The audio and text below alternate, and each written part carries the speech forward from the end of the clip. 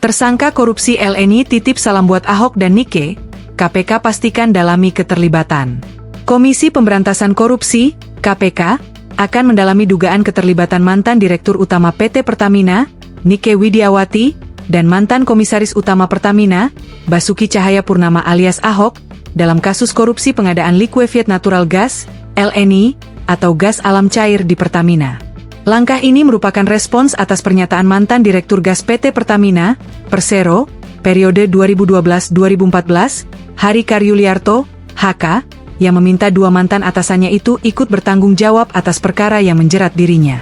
PLT Deputi Bidang Penindakan dan Eksekusi KPK, Asep Guntur Rahayu, menjelaskan bahwa pernyataan Hari seharusnya disampaikan langsung kepada penyidik, bukan ke publik. Jadi yang bersangkutan kan yang bertanggung jawab si A, si B gitu ya. Itu harusnya ke penyidik disampaikannya. Tidak disampaikan di luar. Kalau memang benar demikian, sudah disampaikan yang bersangkutan kepada penyidik.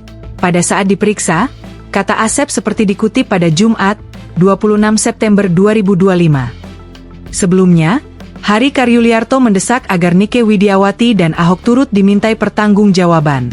Pernyataan itu disampaikannya saat tiba di Gedung Merah Putih KPK untuk menjalani pemeriksaan, Kamis, 26 September 2025. Hari juga menitipkan salam kepada dua orang itu.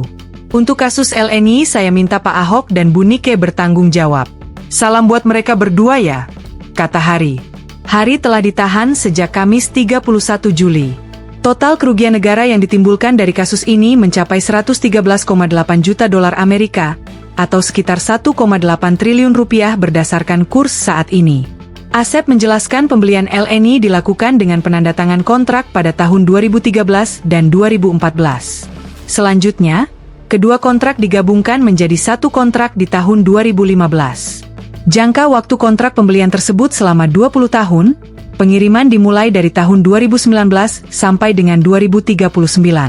Nilai total kontrak sekitar kurang lebih 12 miliar dolar Amerika sesuai harga gas pada saat itu hingga tahun berjalan.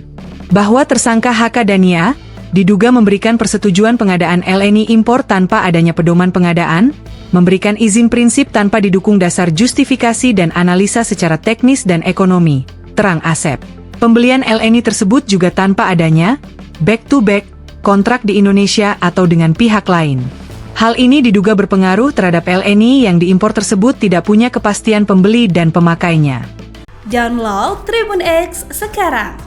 Menghadirkan lokal menjadi Indonesia.